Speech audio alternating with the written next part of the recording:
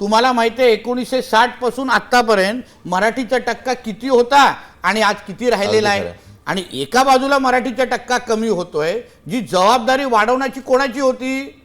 तुमच्या अनुसार शिवसेनेची होती. जी बाळासाहेबांची लेगेसी पुढे घेऊन जाणाऱ्याची होती ती कमी झाली आहे मुंबईचा टक्का, आणि वाढला कोणाचा आहे? बांगलादेश आणि रोहिंग्यांचा. म्हणून तर आम्ही उद्धव ठाकरेला जिहाद हृदय सम्राट बोलवतो ना आता.